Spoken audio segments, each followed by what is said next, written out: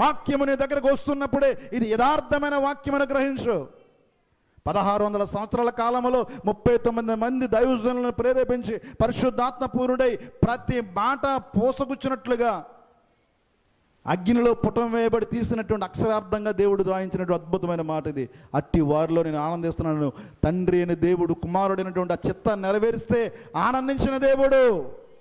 ఒకవేళ నువ్వు తప్పిపోతే, ఒకవేళ దేవుని మార్గం నుండి వెళ్ళిపోతే, దేవుడిని విడిచిపెట్టి వెళ్ళిపోతే, దేవుడు అచ్చి రాలేదని ఎంత ప్రార్థించినా నా ప్రార్థన కలిసి రాలేదండి, ఎంత చేసినా నా ప్రార్థన జవాబు రాలేదండి, అన్ని ప్రతికూలతలు ఎదురయ్యండి, ఈ దేవుడు నాకు అచ్చి రాలేదండి అని పోయి మరలా తిరిగి వచ్చినా, అలాగ తిరిగి వస్తే నా దేవుడు మరలా నిన్ను చేర్చుకోవడానికి ఆయన ఆనందించే దేవుడే. దేవునికి స్తోత్రం కలుగును గాక.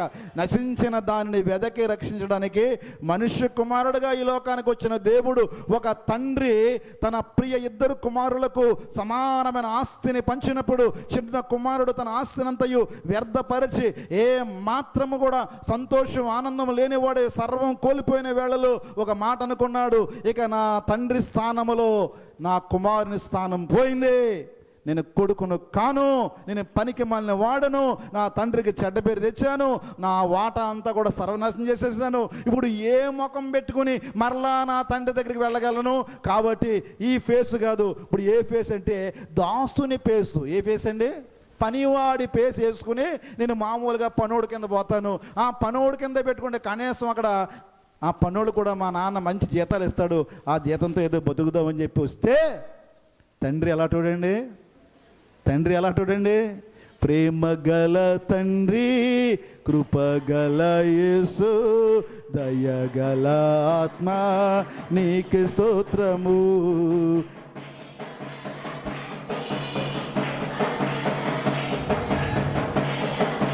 ఆత్మానికి స్తోత్రము. నాయందు జాలిపడు దేవా, నీతివైనా నా ప్రభువా, నాయందు జాలిపడు దేవా, నా నీతివైనా నా ప్రభువా, నా కృపా నీడిపోదంటివే, నా నిబంధన తొలగదంటివి, నా కృపా వీడిపోదంటివి, నా నిబంధన తొలగదంటివి. దేవునికి స్తోత్రం కలుగును గాక. నువ్వు దాసునిగా, పనికి మాలిన వ్యక్తిగా, పేరు లేని వ్యక్తిగా, పోగొట్టుకున్న వ్యక్తిగా, పడిపోయిన వ్యక్తిగా ఉండాలని చూసే నా దేవుడు కాదన్నాడు. తండ్రికి ఎంతో ప్రేమ. నువ్వు ఎప్పుడు వస్తావా, ఎప్పుడు తెలుసుకుంటావా, యథార్థతను ఎప్పుడు అనుసరిస్తావని ఆయన 2 చేతులు చాపి ఎదురు చూస్తూనే ఉంటాడు. నువ్వు మారు మనసు పొంది వస్తే ఆయన ఏం చేస్తాడట? ఆనందిస్తాడట. చదవండి దేవుని వాక్యంలో 15 లూకా శుభవార్త 31, 32 వచ్చినాడు త్వరగా. అందుకతడు, కుమారుడా, అమ్మలప్పుడు నువ్వు నాతో ఉన్నావురా నాన్న, నా ఎంత నీదేరా, నా వాటా కూడా నీది, నీ వాటా నీదే, నా వాటా కూడా, 2 వాటాలు వచ్చాయి ఉన్నవాడికి, అంతే కదండి. మరి వాడు ఒక వాటాతో పోయాడు, నా వాటా కూడా నీదేరా. నువ్వు బాధపడినప్పుడు నీకేం అన్యాయం చేయను, నేను అన్యాయం చేసే తండ్రిని కాదురా, కానీ నీ తమ్ముడు చనిపోయి తిరిగి బ్రతికాడురా. మనం సంతోషించి ఎప్పుడు ఆనందిస్తాడండి తండ్రి? నశించిపోయి విసికి వేసారిపోయి ఈ లోకంలో నీ దేహం అంతా కూడా చీల్చుకుని వెళ్ళిపోయి మరలా సత్యం తెలుసుకుని, మరలా యథార్థం తెలుసుకుని మరలా తిరిగి వస్తే చేర్చుకోవడానికి నా తండ్రి ఏ మాత్రం కూడా వెనుకంజ వేసేవాడు కాదు. ఒక పాపి రక్షణ పొందితేనటండి పరలోక రాజ్యంలో ఎక్కడ ఉంటుందండి? ఒక పాపి విషయమై దేవుని దూతల ఎదుట, అబ్బా ఎంత మంచి మాట అండి, దేవునికి స్తోత్రం కలుగును గాక. ఒక పాపి విషయంలో, ఒక పాపి మారు మనసు పొంది దేవుని మందిరంలోకి వస్తే మిక్కిలి ఆనందం ఆయనకి. దేవునికి స్తోత్రం కలుగును గాక. ఒక త్రాగుబోతు, ఒక తిరుగుబోతు, ఒక తిట్టుబోతు, ఒక దేవుని ఎరుగని అన్యుడు, దేవుని తిట్టేవాడు, దేవుని మాట ఎత్తే అందరిని చంపేవాడు, ఇలాంటి వ్యక్తులు యూట్యూబ్లో ఎంతోమంది యేసు ప్రభువును విమర్శిస్తున్నారు. 2 మేకులు పీక్కోలేనివాడు మమ్మల్ని ఏం పీకుతాడని. అలాంటి వారు దేవుని రక్షణలకు వస్తే ఎవరిని ఆనందించేది? ఆయన ఆనందిస్తాడు. దేవునికి స్తోత్రం కలుగును గాక. ఇప్పుడు చెప్పండి, మన దేవుని ఆనందం ఎందులో ఉంది? ఆయన మాటకు లోబడితే, ఆయన మాటను పాటిస్తే, ఆయన మాటను మన హృదయంలో దాచుకుంటే, ఆయన మాట ప్రకారంగా జీవిస్తే దేవుడు ఆనందిస్తాడు. రెండవది, నశించిపోతున్న వారు ఎవరైనా సరే మరలా రక్షణకు వస్తే దేవుడు ఏం చేస్తారండి? ఆనందిస్తాడు. ఆయన చిత్తాన్ని మనం నెరవేరిస్తే, ఆయన ఇష్టాన్ని మనం నెరవేరిస్తే ఆయన మనల్ని బట్టి ఏం చేస్తారండి? ఆనందిస్తాడు. తన సేవకుల గురించి దేవుడు ఆనందిస్తాడు. ఆయన ఆనందించే అంశాలు చాలా ఉన్నాయి. అటువంటి ఆనందాన్ని మనం ఏం చేయాలండి? కలిగించాలి. బిడ్డలు ఆలోచించాలి, నా తల్లిదండ్రులు నేను ఏం చేస్తే ఆనందిస్తారు, నా సమాజం నేను ఏం చేస్తే ఆనందిస్తుంది, నా భార్య నేను ఏం చేస్తే ఆనందిస్తుంది, నా భర్త నేను ఏం చేస్తే ఆనందిస్తాడని ఎలాగైతే తెలుసుకుంటావో ఈ భూ సంబంధంగా, అలాగే ఆత్మ సంబంధంగా కూడా నువ్వు తెలుసుకోవాలి. నా దేవుడు, నా సృష్టికర్త, నన్ను పంపించిన నా దేవుడు దేన్ని బట్టి ఆనందిస్తాడు? నిజంగా నన్ను బట్టి ఆనందిస్తున్నాడా? ఆయనకి నేను ఆనందాన్ని కలుగజేస్తున్నానా? నా జీవితం ద్వారా కానీ, నా పనుల ద్వారా కానీ, నా ఆలోచనల ద్వారా కానీ, నా క్రియల ద్వారా కానీ నేను ఏ రీతిగా నా ప్రభువుని సంతోషపెట్టగలుగుతున్నాను? నా భర్త కదా ఆయన, నా కోసం రాబోతున్న వరుడు కదా, వరుణ్ణి సంతోషపెరచాల్సిన బాధ్యత నా మీద ఉంది కదా.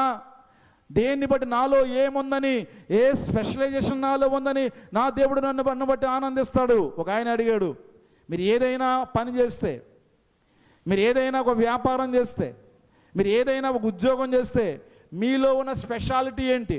What is your speciality in you? నీ ప్రత్యేకత ఏంటో నువ్వు కనబరిస్తే అప్పుడు ప్రేక్షకులు, అప్పుడు లేదా కస్టమర్స్, అప్పుడు అనేకులు నిన్ను బట్టి ఏం చేస్తారు? ఆ స్పెషలైజేషన్ బట్టి ఏం చేస్తారండి? ఆకర్షితులు అవుతారు. ఈ మధ్యకాలంలో హైదరాబాద్ నగరంలో ఒక ఆవిడ బాగా వైరల్ అయిపోయింది. ఆ ఇల్లు వాళ్ళందరూ కూడా ఆవిడ కొంపకే పోయారు. ఎందుకు? రోడ్డు మీద ఉండే కొట్టు, అది పెద్ద కొట్టు ఏం కాదు, అది చిన్న కొట్టు. 4 లివర్లో 4 లవర్లో వండుకుంటుంది ఆవిడ. ఉండబెట్టలేక నాలాంటి వాళ్ళందరూ కూడా ఏం చేశారంటే నన్ను చూపించారు. చూపిస్తే ఆవిడ ఏమైందండి?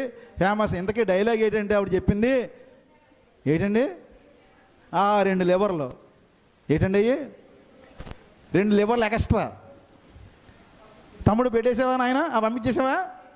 పంపించేసావా? నీకేం కావాలన్నా?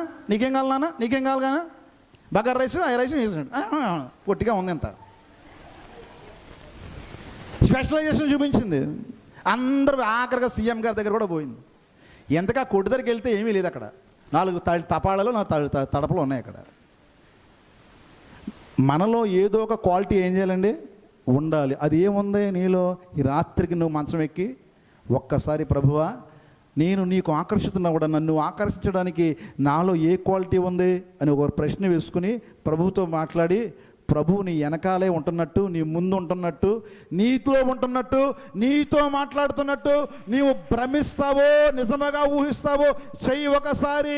నీకు ఆనందమే ఆనందం. దేవునికి స్తోత్రం కలుగుగాక. హల్లెలూయా. నీ కూడా వచ్చేస్తాడైనా. మన అమ్మగారు మేము అందరం కూడా ఒక ఊరు వెళ్ళాం. మా కూడా వచ్చేసాడు. అమ్మగారు ఆల్రెడీ సాక్ష్యం చెప్పామంటే మా కూడా వచ్చేసాడు. ఎవరినే కళలో వాళ్ళు ఏం చేశారు? మాకు ఎదురుకుంటే వచ్చి కూడా వాళ్ళనే కళాలి అంతే. అక్కడ అయిపోయింది. పని అయిపోయింది. అప్పుడు మీ పని అయిపోయింది. అప్పుడు 3 రోజులు అనుకున్నాం, 2 రోజులు వచ్చేసాం. బాబుకు తెలుసు. బాబు 3 రోజులు అన్నాను. ఎన్ని రోజులు వచ్చేవానండి? 2 రోజులు. ఎందుకు? ఆయన కూడా వచ్చేస్తున్నాడు. దేవునికి స్తోత్రం. ఎందుకు వచ్చేస్తున్నాడు అండి? పుట్టిన వచ్చేస్తాడా? ఇంక అడ్డం చూసి వచ్చేస్తాడా? తెల్లగానే వచ్చి అది కాదు, ఇది చూడ్డం. ఏమని చూస్తాడండి? ఇది చూసి అది అక్షరాలా పాటిస్తే నీ కూడా వచ్చేస్తాడు. నీ ఇంటిలో ఉంటాడు, నీతోనే ఉంటాడు. ఆయన మాట ఎక్కడ పెట్టే దూరంగా లేదు. ఈ మాట అందరూ అండర్లైన్ చేసుకోండి. ఆయన మాట దూరంగా లేదు. ఎక్కడ ఉందటండి? నీకు సమీపంగా ఉంది, నీ నోట్లో ఉంది, నీ హృదయంలో ఉంది. దేవునికి స్తోత్రం కలుగును గాక. తల వంచండి. నీ మాట నా పాటగా అనుక్షణం పాడని, నిన్ను చాటగా నా స్వరం వాడని, నా గీతం ఆత్మలని నీ వైపే ఆకర్షించని, ఆధరణ నీ వైపే ప్రదర్శించని, నీ మాట నా పాటగా నా స్వరం వాడని, లోకాన నేను చాటగా నా స్వరం వాడని మెత్తిన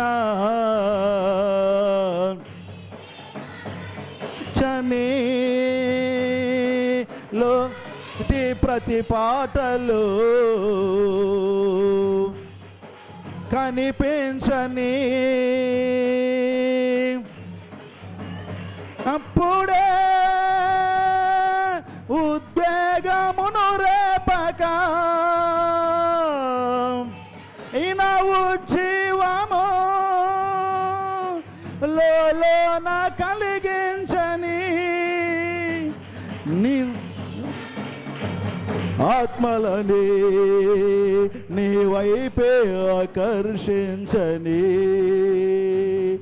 ఆదరణ కలిగించి నీవుని ప్రహర్షించని నీ మాట నా పాటగా గణం పాడని లోకాన నిన్ను చాటగా వాడని. అవును ప్రభువా, నీ మాట ఎంతో సమీపంగా ఉన్నది.